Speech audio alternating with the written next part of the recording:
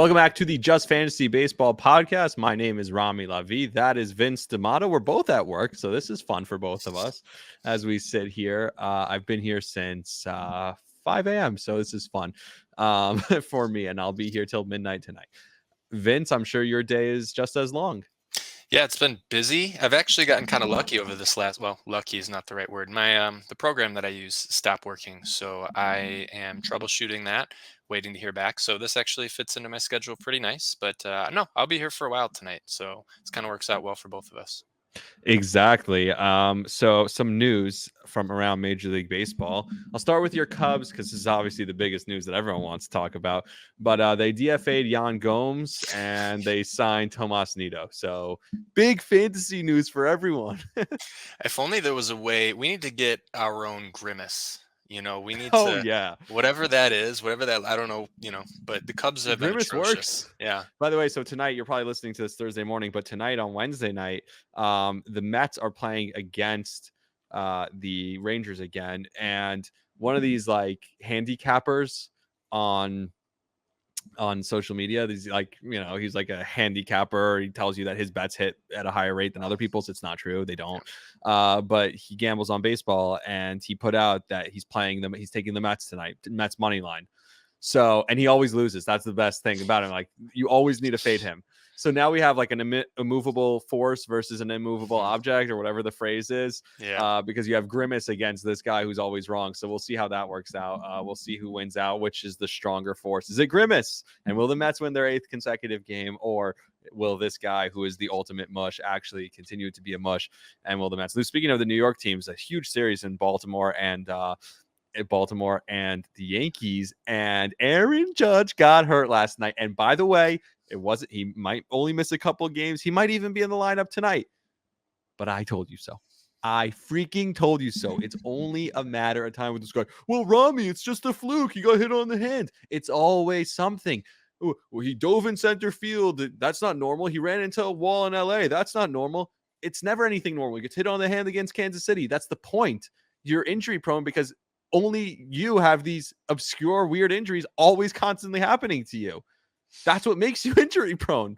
So Aaron Judge, it's going to happen sooner or later. If this wasn't the one that got him, there will be one. A couple other headlines, and then I'll let you talk.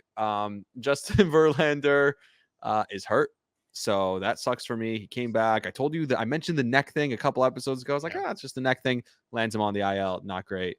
The other thing was Garrett Cole. I talked about this last episode, making his debut, but Mookie Betts is going to be out for a significant amount of the time. And another shortstop, Bo Bichette, is going to be out. So if you're looking for, by the way, shortstops, there are some shortstops available out there because people are probably looking with Mookie and Bo. I mean, my whole buy low on Bo thing is that went to shit. But Josh Smith is shortstop eligible, and he is, has been playing well. Oscar or Levis Martinez is, I'm sure he's on your prospect report. I nailed that pronunciation of his name as well.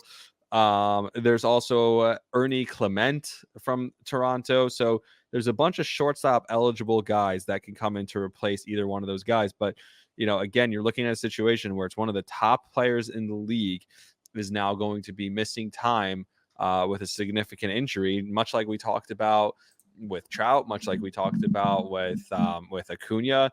There's no replacing him.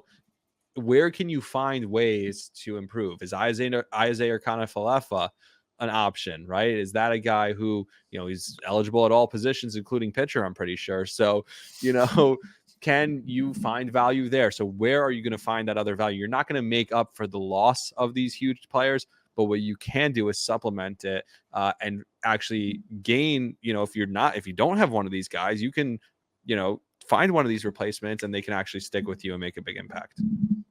Yeah, I mean, you mentioned it. A lot of the shortstops, like a lot of the guys going down are shortstops, and a couple of the guys that I'm going to talk about today are shortstop eligible, including you mentioned Relvis Martinez, Addison Barger's another one.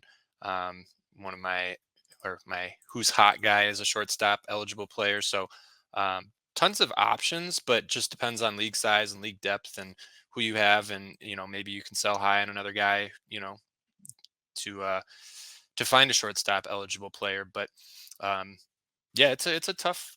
It's been tough sledding for me without Mookie, and um, I don't have any shares of. Well, I have one share of Bichette, so that hurts a little bit. But he hasn't been that great, so it's not like I'm missing out on a whole lot. But yeah, it's tough sledding for shortstop right now for sure. Speaking of Hurts, DJ Hers, that Nice guy. transition. I Yeah. mean, unbelievable. I started him. We talked about him because I started him his debut, and like I told you, he was a couple of close pitches away from actually having an excellent start, and it kind of fell apart on him. Uh, he's been awesome. Yeah, he's a guy that we talked about him. I want to say it was a 2, 3 episodes ago now. Um, he's got great stuff. I still think there's a lot of bullpen risk, but he's one of those. If he's hot, ride him. He looked great, so I'd keep rolling with him for now. Depending on his matchup, obviously, I'm not throwing him out there against the Dodgers or the Yankees, but um, yeah, he looked good. I have a who's hot for you, so we'll get into that. Speaking of people who are hot and riding them, how about JJ Bleday, who's available in like 80% of Yahoo leagues, 75% of the Yahoo leagues, bat a 556 on base in the last week. And on the season, a 324 on base, 10 home runs, 27 RBIs, 32 runs scored. This guy's no scrub. This guy's actually pretty good. He's an outfielder for the Oakland A's. And as bad as their team is, JJ Bleday, not that bad. He's been pretty hot. Who do you have? Yeah, JJ Bleday had 3 doubles yesterday, which was a fun game. But my guy again, shortstop guy, is Cedane Rafaela for the Mm. Boston Red Sox, who has just been He stole 7 bases alone against the Yankees on Sunday Night Baseball. he's been absolutely scorching hot. He's on a 7 game hitting streak where he's hitting 615. I mean, granted, 7 game hitting streak, small sample, but over a week hitting 615, 6 runs I'll scored, take just it. one home Yeah. run. We'll take that. And it was so stupid of me because I have him in the league where you and I are playing, and I thought, I don't know if I should start him this week. Like, he's hot, and I should have started him because he had a phenomenal game yesterday. Season slash line looks okay, 251, 279, 408. You'd like to see the OBP up a little bit more, but 8 home runs, 10 stolen bases. He's got great tools, the tools to stick. He's rostered in 79% of leagues, so go out and get him if he's not. But he has been scorching hot, Cedane Rafaela, and he's shortstop eligible. So We'll talk about the douchebag move that you pulled a little bit later when we talk about our league. But so we'll get to that. But we still have a couple of buy low, who's hot and who's not guys to talk about. By the way, Jackson Merrill, who I told you is hotter than fish grease. And by the way, I mentioned my MVP of the, who my MVP of the week was last week, right? no, who was it? Tell me. It was freaking Starling Marte. I mean, he's been awesome. He's been incredible. Like, you have to take a major L on this because he's been healthy. He's like 13 for 13 in stolen bases. His production has been good. The Mets are the best team in baseball. Grimace is fantastic. Is like saving their season. By the way, so I've been on the Mets being good all year. Like, if I said they were going to be better than expected, I've been on this. So I'm kind of taking a victory lap. But one of my coworkers had a great call. He did come in Monday morning. He's like giving credit to Grimace is so stupid because like the players are actually playing really, really well. Credit the guys who are playing well, and you're crediting this big ugly purple mascot. He's like, but I bet he could steal a base on the Yankees, or meaning against the Yankees. That was funny, but yeah. So he was my MVP, but Jackson Merrill hit another home run today. So he was my lock of the week, and so a little self-fulfilling, Yeah. self pat on the back, all that self-fulfilling prophecy. He is now on my who's hot list. And Tell me who's not hot. I did want to say real quick too about Marte. You mentioned that he's hot, and he absolutely is. I tried to trade him last week in a dynasty league because again, I want out from under the rug. He could be a sell high. I think he's a great sell high candidate because we talk about these injury prone guys, and Starling Marte is one of them. Royce Lewis, don't do it to me, but if you wanted to sell high on Royce Lewis, I understand depending on what you get. But Starling Marte, top 150-ish player. He's looked good. Again, health was the big question for him. So Did you notice how when I had something that was part of a later segment, I said when we get to that segment, I'll talk about it, and you just like totally you jumped right in. We're gonna do buy low, sell high in a minute, but you couldn't help yourself. Oh, is he on your list? He's not on my list. That's why. Yeah, but you could have at least saved it for that conversation. Whatever, Oh, well, fine. I'm giving a little teaser. Okay, you're right. You're right. Okay, who's All right. hot? Who's not? Tell me who's not hot because we told you who's hot. So someone who's not is again breaks my heart. Dansby Swanson. Mm, What the hell's wrong with you, man? He did it a home run yesterday. That was great. We love to see that. But that was his first hit since June 11th. So over a week since yesterday. Season slash line of 209, 286, mm. 355. 7 home runs, 5 steals. He's a potential buy low. His underlying stuff doesn't look too bad. He's got a lot of barrels, a lot of hard hit balls, but it just I think there's something in Chicago. Like none of the guys, nobody's hitting, so he could be one of the first guys to start breaking out. But I'm really not buying it. But either way, he has been ice cold, and so have the Chicago Cubs. The Cubs haven't won a series in a month, so it's been a tough sledding as a That Cubs is fan. tough. Hmm. Yeah, you know who's not hot? Your guy. I don't even remember his first name that I picked Oh, up, Waldrop, who I Hurston had Waldrop, for. yeah. Oh my god, I had him for 2 starts and he was terrible both starts. My god, and he screwed me because I lost last week because of him. So that's my not hot. Thank you very much, Vince. I appreciate your fantasy Yeah. advice. I wouldn't have started him against Tampa Bay. You should have Oh known that yeah, one. The we should have, Washington one's could have, fine. would have. Yeah, Yeah. That's user you error. were the one who was on him. I don't know what to Well, tell you. yeah, I don't think I said what I say. Pick him up in 15s and then stream him in 12s, I think is what I said. So the Washington start again. Take the L on that, fine. But after that poor start, should not have started him against Tampa Bay. That's on you, guy. No, we talked about him after the Washington start, and I said, Yeah. Mhm. I agree that it was a little bit rough, but watching that game, I don't think he was as bad as the numbers looked. Similar to hers, right? I think they played against each other, and well, guess what? Yeah, it didn't work out. And Yeah, now it was he's terrible. hurt. Yeah. Yeah, all right, so he's not hot. Let's go to the buy low and sell high. Tell me who you. Let's start with who are you buying? I am buying a guy who most people are already probably in on a little bit, but I'm buying more so than what I think his perceived value is. And that's Matt Waldron, pitcher for the San Diego Padres, right? Mm, He has been one of the hottest pitchers in baseball, and it's due to the sickest knuckleball you ever see in your life. Jazz Chisholm, actually, I don't know if you saw his interview. He called it the best pitch he's ever seen. wow, I did Um, not see that. yeah, no, so it's just disgusting. And the great news about him too is he has 4 straight quality starts. And he looks like he could be on his way to another one. He's pitching right now against Philadelphia, which again, just awesome. Um, 4 straight quality starts, 7 straight outings of at least 5 innings or more. He doesn't get, super high strikeout rates. Like he's not, striking out 10 guys. I mean, he's got 1 outing of 10 strikeouts. So he's not, a super high K rate guy, but I could see him having like a, you know, maybe 10 out of 12 quality starts in a row, or, just something like that. A guy who's going to give you innings, he's going to keep your ratios down, and, just a great arm to have. I don't see him going anywhere. I think this is very sustainable. Um, I'm all in on Matt Waldron, and I don't think the price tag has caught up to where it should be. You know what's funny? I just checked my team and I see that Kyle Hendricks struck out the first has 2 strikeouts in the first inning so far against San Francisco. I like that. I things I like to see. Obviously, file that under things you like to see because I did say told people to pick him up and start him this week. I like when I'm right. I don't know. This is crazy. Here's my buy low, and this is a guy who's hurt now with a hamstring, and hamstrings are always weird, wonky. You never want to pick up a guy who's hurt with a hamstring, right? Because it could end up being months. But he didn't go on the IL with it. He's actually not on the IL, so it seems like he's going to avoid the IL. Although he's out, this is the second straight game he's missing today, Wednesday. But his issue this year has only been injuries. When he's healthy, he's been incredible, and yet he's rostered in 55% of Yahoo leagues because he's been hurt so much. But this guy, whenever he's been healthy, he's been really good. Here are his numbers. In only 84 at-bats this year, he has a 320 on base, 4 home runs, 15 RBIs, 14 runs scored, and 6 stolen bases. Again, only 83 at-bats that he's putting together those kind of numbers.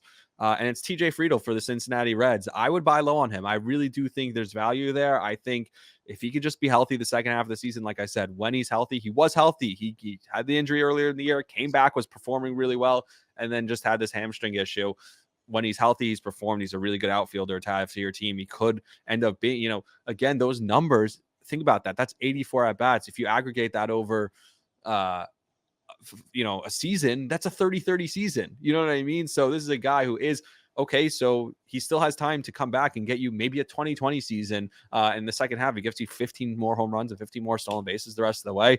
It's a really nice season to have for the second half. And so I would buy low on TJ Friedel.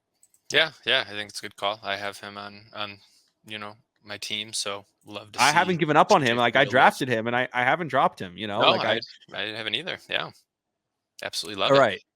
So my sell high, Go before ahead, moving on to sell high, please. is David Fry for the Cleveland Guardians. Um, Hmm. I don't believe in the start that we saw up to that level, and I think the perceived value is that he's still this extremely, just dominant fan. He's because he's got the catcher eligibility. Most people are like, "Oh, I love that." And yes, while that's valuable, I just don't think you're getting the value anywhere else. I mean, he's not going to give you a lot of power. He's not going to give you any speed. I see this as he's a decent floor batting average guy at catcher who, he's on a good team, so he's going to give you some runs and RBIs. But I just wouldn't let the hot start fool you. I mean, we see these guys pop up all the time out of nowhere. I would sell high again. I think he's kind of seen as, for a lot of people, the best waiver pickup of the season so far. And if you could still get people to buy in on that, I absolutely would. His average over the last 10 days has dropped about 20 points. And again, I think it will continue to fall. So I would be looking to move him especially if you have a better catching option. Catcher's been kind of thin. So if you need a catcher, I understand holding on to him, but if you could, if you have another catcher and you're looking to fill your shortstop hole, whatever, David Fry could be a perfect guy to package in a trade. By the way, just want to throw this out there. I was right about Jordan Montgomery too. 5 innings. He had that 7 strikeout guy. I told you he's going to come I'm on. gonna need to start keeping track of the times you're wrong because I don't keep track of it as well as you I do. can't think of Oh, any. I'm never wrong, right? I can't think of any. If I thought of any, I would tell you, but I'm just being honest. All right. So here's one that I have for you, a sell high that also I don't love, but I have to be honest. And I really think that Luis Hill is a sell high. Um, we talked about this a couple of times. I think since we spoke about this, he's gotten so much more name brand recognition across the league that it kind of changes the perception of who he is as a fantasy starter, similar to Blake Snell last year, who won the Cy Young, but wasn't your best option as a fantasy starter. I think we could see Luis Hill falling into that category where he's still talked about as one of the best pitchers in the league. His walks are way up still. I think he had 4 of them last start again. They're really starting to pull back some of his innings that he's going to throw. And I think you can still sell high on just if you look at his overall season numbers and you look at even the numbers lately, they're still good. And you look at the name value he's gaining now, I think you're better off getting good value back for him. You can fill that void somewhere else. Go get a bat, get yourself a bat for Luis Hill and get yourself a solid bat. And instead, you could stream pitchers in that spot. I really think so, because as good as the strikeouts are, as great as he's probably going to win a lot of games with a good Yankee team, you're going to be looking at a lot of 5/6 inning starts with 6 or 7 strikeouts, maybe a run or two, but also 4 or 5 walks. And then when the shoe drops and they say, hey, we're shutting him down for 2 weeks, it's going to be frustrating for you. You know what I mean? So I would take advantage of his hot value right now, and I would try and trade him. And I think it might be, I know he's put up some good numbers against good teams, but this might be the time to do it. His next 2 starts tomorrow against against Baltimore. He's Thursday at against Yankees. Baltimore. Yep. And then against the Mets is lined up next start. So if And you the can get Mets out from lineup, him, we know how good they are. yeah, I think that's a good call. And you're absolutely right. They're going to at some point limit his innings. He just doesn't have the arms, what'd you call it? Stamina. That's the word I mean, it's for just it, not built right? up. Yeah, Yeah. it's not built up. So I think that's a great call. So now the sham that we're going to update our league situation over here. Again, I get a tweet, no text. And now again, here's where I'll take the blame. My bad, hand up, my bad. I should have set my lineup. I yelled at people 2 weeks ago on this very show who don't set their lineup. I forgot. I have had a crazy busy week, and I forgot to set my lineup. I slept at work for like 2 hours on Sunday night. That was my night's sleep. So I worked Sunday afternoon into the night, and then I had to wake up and start working at 4 o'clock in the morning, Monday morning. I forgot to set my lineup. Sue me. I don't know what you want from me. Like, but Monday afternoon, after our rosters in our league lock, that's when I get the tweet from Vince. Gonna be a great week this week playing against each other. I have Trey Turner, who's back from injury, on my bench. I have Justin Verlander, who's now on the IL, in my lineup. What the hell, dude? You could like Monday morning. You couldn't have done it Monday morning. The tweet. No, You couldn't no. have texted me a courtesy text. So you're going to count this as a dub for you? Like, this is not a real win. This counts for shit. It's not my fault. What do you want from me? I mean, I didn't say it's your fault. Then don't send out the tweet. You probably, once you were confident that I was going to lose because you saw I didn't set my lineup, then you're like, okay, cool. I could send this tweet out. It's going to be, I'm sure you're kicking my ass. I I'm not think even. you're actually winning right now, aren't you? So then you're Yeah, you're winning pathetic. 6-3 to 1. Oh, So that makes you more pathetic. yeah, I That's didn't. our league update. I was kind of upset I didn't put in Cedane Raphael. I think that would help. But so yeah, I'm TJ Friedel out for me, Jazz Chisholm out for me, Matt Vierling not playing today, Stevenson not playing today. So I'm going through it a little bit with you, but yeah, sorry about that. You're it's not doing too bad. I mean, two Is Trey guys. Turner in my lineup? No, two guys though. I mean, come on, come on. Come on, Trey It's not that Turner. bad. He's already producing. He's scoring runs. He's on base. Yeah. Castellanos had a walk-off that right after Willie Mays died, like immediately. Isn't that Tyre- unbelievable? Yeah, that was pretty cool. Yeah, I mean, I don't know how sad we obviously, tie but current events. We didn't talk about that. I no, we mean, should have. Yeah, yeah, we should have. So headlines and injuries, topics, like what's happening in baseball right now. yeah. Willie Mays. Willie Mays passed away last night, and while you're listening to this, I guess it's already 2 nights ago, and it's sad. But he lived a very old, full life, and he's one of the greatest ever. So I'm more like, I don't want to look at this as, oh, this is tragic. I want to look at this as more as like, hey, let's celebrate the life and the career that he had. I'm sure he was a great fantasy baseball player as well. So there's a little fantasy twist on it. I don't know if fantasy baseball was a thing when he was playing, but I will And I always. did. They said that in the Did newspaper, they? you could Oh, like send letters. You would send letters to your friends. Here's who I'm starting. It's actually funny. My father played fantasy baseball in the 90s when it was an email chain. That the draft was an was email it? chain, and then they would Yeah. they would have to tally up their stats. Like, it wasn't head to head, but they tally up everyone's stats at the end of the year and give out like a point system. That's when my father started like actual roto fantasy, like fantasy baseball, like rotary, like Yeah, you yeah, know. yeah. That's cool. Yeah. So I'm pretty sure I texted my father. I said, "Is it sad for you?" So my father's in his 50s. He's not 75. But I said to him, I was like, "Is it tragic for you that all the players you grew up watching, like Bill Russell and Bill Bradley and Jerry West and Willie Mays, are dying?" And he's like, "No, it's not as sad as like Kobe Bryant dying at a young age." I'm like, "Yeah, that's Mhm. fair." But I was kind of more just making fun of him for being old, but he didn't take the bait on it. Yeah. Yeah, he actually answered the question.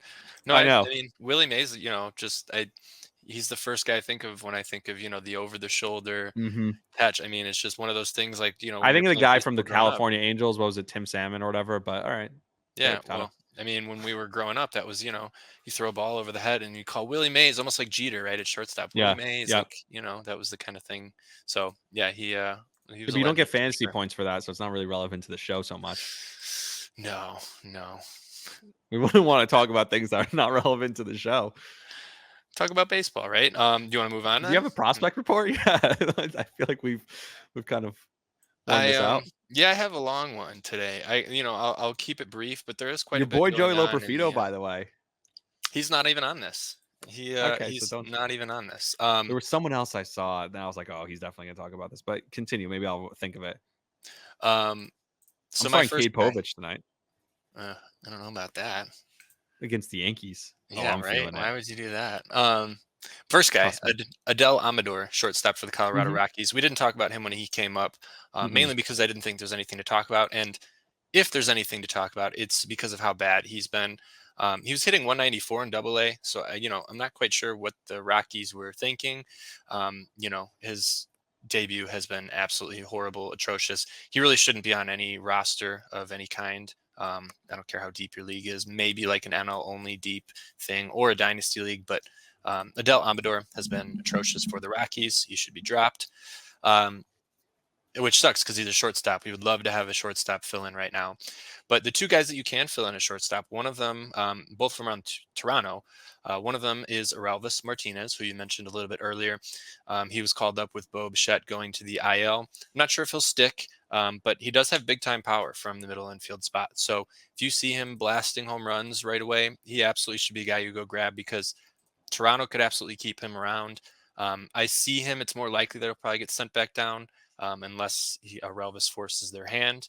But the other guy that I am a little bit more of a fan of, at least for this year, I think long term I like Relvis, but for this year I really like Addison Barger, called up for the Toronto Blue Jays, and he started off really well, 4 hits and 11 at bats, and in AAA he had a great strikeout minus walk rate, 5%, struck out at 20%, walked at 15, 122 WRC plus. He's not going to blow the doors off with power or speed or anything, but again, good quality hitter. A guy, again, if you need a shortstop, he absolutely could be a great fill-in. And hopefully, I think he'll eventually be like he plays all over the diamond, so he's going to get a lot of position eligibility. Could be a guy on your bench that you fill in when needed. Now, this next guy, I actually want to get your opinion on for just a second too. New York Yankees catcher Ben Rice came up, right? Called up. My opinion, and again, I'd like to hear what your thoughts are. He's not a good defensive catcher. I actually don't think he'll stick as catcher. I think he'll move over or be at first base with Rizzo out. But he's got a great bat. Not phenomenal power, maybe 15, 20 homer power, but in AAA this year, he had a 172 WRC plus, 3 home runs in 11 games, 16% walk rate, which we love, 20% strikeout rate. He's got a good bat. I want to hear your thoughts before I finish up my prospects. So I'll tell you where Yankee fans' heads are on this. He's been hitting well in the minors, like you mentioned, and Rizzo has been just god awful. And we didn't even mention the Rizzo injury that happened also Sunday Night Baseball, a game I was working, and um, when that injury happened, I think every Yankee fan had the same thought, and probably Cub fans too. We love Rizzo, but we hate seeing him play like this. It's just so tough to see him playing so poorly. And I know he was benched for a couple of games in the Kansas City series. And while you don't ever root for injury, him being away for 6 to 8 weeks might even give the Yankees an opportunity to try some things. And I wasn't sure what they were going to try, but obviously with Dominguez hurt, it makes no sense to try, one of their outfielders at first base now, but instead Ben Rice has been playing exclusively at first base in the minors, actually. And the reason he's still catcher eligible though, which is great for you, so, that's like a lucky thing there where he's not going to play. He's not playing any catcher with the Yankees. He's not going to, as bad as, by the way, Jose Trevino has been behind the plate this year, throwing runners out at least. He's still not going to get any play, because what you have Wells. So Wells and Trevino are going to be the catchers, but the Yankees desperately needed to fix their first base, second base, third base situation. Their infield has been struggling outside of Anthony Volpe. A big one of the culprits was Anthony Rizzo, and he's now out. And instead, we have Ben Rice. And I think a lot of Yankee fans are really, really excited. This was a guy who was a no-name. He wasn't a top prospect out of anywhere. I think he might have even been undrafted. And the Yankees, I think it was spring training last year or 2 years ago, where he just ripped the cover off the ball, and Yankee fans are like, oh my God, this guy. And so Yankee fans are really excited. He had a hit in his second at bat. So, hopefully he can keep this going, and he's going to get a real opportunity here. This is going to be a real runway, at least till Dominguez is back healthy. And then we'll see if they decide to bring up Dominguez and try and play someone else at first base. But for the foreseeable future, for the next, at least, and possibly as long as 6 to 8 weeks, he could be the first baseman of the New York Yankees, and batting in the middle of a lineup that could definitely use another bat, but is an extremely productive lineup at the same time. Yeah, good breakdown. One guy that I'm thinking of just off the top of my head is, I don't know if you know who Agustin Ramirez is for the New York Yankees. He's a catcher who just got called up to AAA. Maybe he gets some run time there. He's been absolutely smoking the ball. I think he had 16 home runs, I want to say, in 46 games or so, like just stupid. Can he throw runners out? That's all I care about. His fielding grade is about 40 to 45. So what's his pop time? Give me a pop time. I don't know. That's better than freaking 9 seconds, like Jose Trevino. Yeah, I don't have that. But anyways, let's move on. Next couple of prospects. Kyle Manzardo. He was That's good your for a guy. little while. He was my guy. He still is, but he was sent down to AAA. He's got such a high floor. I'm not off of him, but he wasn't seeing consistent playing time, so now he should. So I would just keep him on your radar. Especially in 15 teams, maybe even 12s if you need a first baseman. If he gets hot in AAA again, he'll come up very, very quickly. Speaking of hot in AAA, another one of my guys, Parker Meadows, has been heating up a little bit at AAA. Um, where is his thing? I had his numbers right here: 285, 383, 531. It's good for 132 WRC plus, 20% strikeout rate, 20% strikeout rate, 13% walk rate, 7 home runs in 33 games. We love to see it. Um, I could absolutely see Parker Meadows getting another call up here very, very soon because Wencel Perez has not been the guy for Detroit anymore, and Parker Meadows has a much better glove. So Parker Meadows is a guy to keep an eye on for a call up because I imagine that's coming here pretty soon. A guy I told you to pick up last week, Jordan Lawler, has since gone back on the IL. This has been a really tough season for him. He had his thumb injury that kept him out, and then he came back and was on his rehab assignment, and now he is out with a hamstring strain at least 4 to 6 weeks. So if you picked up Jordan Lawler, you're probably good to go ahead and drop him again. And then last but not least, certainly not least, probably the most exciting guy in this list, Noelvi Marte is expected Hmm. to return. Well, his suspension is up on June 27th. I imagine he'll return immediately. He's been playing, and he absolutely should be rostered in your league. If he's not, he's 80% rostered. I almost don't even care if it's a 10-team league. Noelvi Marte could be an absolute stud. Power, speed, he's got it all. So if Noelvi's sitting on your waivers, go pick him up. But he should be back in a little over a week. So keep an eye out for him. How about speaking of back from suspensions, Blanco from the Astros having another no hitter, and then he was taken out, which is just so stupid. Like he had 93 pitches. Like just let him give up a hit, you know. And in my league, Noelvi Marte is rostered, so we know ball. Speaking of us knowing ball, if that's the end of your prospect report, Yep. we That's have all I've a got. question from a league mate of mine, but he's in another league, and so this question is from another league. And I didn't ever responded to his text, so I probably feel like I honestly got busy, and that's why I didn't I initially did respond because I was on the can, and then I forgot to finish responding because You got off the so kid. Yeah. I got off the can and I was working. So I don't know if I mentioned crazy work week this week. Either way, I'm gonna read all of it. You ready? Sure. What do you got? So this is the segment we call mailbag mock trades, but this is a real trade.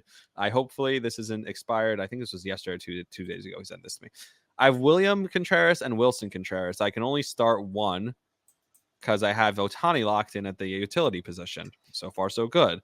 Hmm. I want to keep William, and I'm looking to trade Wilson. I got two offers: Luis Ariz for Wilson Contreras, one for one, or Wilson Contreras and one of Gallegos or Strom for Estrada and Arcia. This is an NL only league, and that's why it's a deep NL only league. So that's why guys like Strom and etc. are on his team. Right now, his current second baseman is Jeff McNeil. So I asked him to send me his roster, what he's looking for. So it's a roto league. His team is second in the league. He's second home runs, first in RBIs, third in runs, first in batting average, second in stolen base. But his pitching is struggling. He's sixth in Ks, sixth in ERA, fifth in WHIP, second in saves, and seventh in wins. His hitting is obviously carrying his team, and he has a pretty good offensive roster. Now, again, I told you he is first in batting average, but by only 0.11. So, does Luis Ariz really help you there? What would you try and do if you were him in this trade where he's obviously trying to get rid of Wilson Contreras? Do you tell him to lean into the offense? The offense is carrying him, so maybe you want him to trade for offense, like strength into strength, if that's what's carrying him to second place. And if the pitching is kind of weak, what's one pitcher who's the value of Wilson Contreras can do for you? Maybe the answer is stream some pitchers and get a rise or trade away Strom and get Estrada and Arcia. What do you think? It's tough, right? Because if you are going to trade away Wilson, you're not going to get what you probably should for him. If you want to trade him right now Really, for because you're in a bad position because you have both of those guys also. right, but I'm also thinking to myself, I mean, if you wait for him to come back, wait for him to get hot a little bit, his value is going to skyrocket, right? And I absolutely think he can come back and get hot very, very quickly. Um, do you run the risk of another injury? Again, I don't necessarily think he's injury prone, so I think you absolutely could. If I would tell you, if you can afford to wait until maybe the end of June, wait for him to be back for a week or so and heat up, um, and then try to trade him, because it sounds like he needs a starter. It sounds like he needs this guy who's going to get him wins, more so than more relievers or anything like that. Yeah, 7th in wins and 6th in Ks tells you he probably needs a starter. Yeah, Let me give you his pitching real quick. He has Cal Quantrill, he has Zach Wheeler, um, Alexis Diaz, he has Rhea from the Milwaukee, and he has Garrett from Miami, Falter from Pittsburgh, and Pfat from Arizona. yeah, he definitely will need another arm, because, and you mentioned, like, you definitely want to build on your strengths. I don't think trading for Rise is necessarily a bad trade, but I mean, you have Tyro Estrada already filling that hole. A Rise, he'll give you No, so some he runs. said he doesn't have Estrada. That was the alternative trade. He Oh, I'm could. sorry. The offer he has on the table is Estrada and Arcia for Wilson and one of Strom or Gallegos. Um, if you could change out Arcia for a pitcher, again, a starter, that's what I'd be So looking for if Estrada I and was him. Arcia, Estrada and a And a, starter. and a starter for Okay, Wilson and that's a good Gallegos, answer. because again, All I right, mean, this is what we give you. yeah, We give you direction. Like we give you actionable. So you should be sending us your mock trades or your trades in general. I mean, because he's been sitting, because, and then here's another thing we talk about: catching is thin, right? You could probably Yes. get someone to pay for a good catcher if Right. Wilson He's comes sitting back. on a what do they call it? A landmine? A gold mine? A gold mine? A You don't landmine want is to one sit of on the a things that landmine. you That's what yeah, blows up. Yeah, you that don't want to right. sit on a landmine. Oh man, No, he's that's sitting on a funny. gold mine, but he just has to be smart about when to trade. And this is probably the worst time. Well, maybe not the worst. The worst is right after he gets hurt. But this is not a good time to trade away Wilson Contreras. You probably want to let him play a little bit, let Come people back see his first. Let name, come back. remember, yeah. Yes. And then I'd be trying to move him. All So right. yeah, that's my thoughts. I love it. That's gonna do it for the episode, unless you have anything else you wanted to talk about. I'm I don't good. think so. No. Appreciate obviously Caleb and John for working hard on the show as always, and everyone for listening and tuning in and sharing the podcast. Until next time, we'll see you guys later.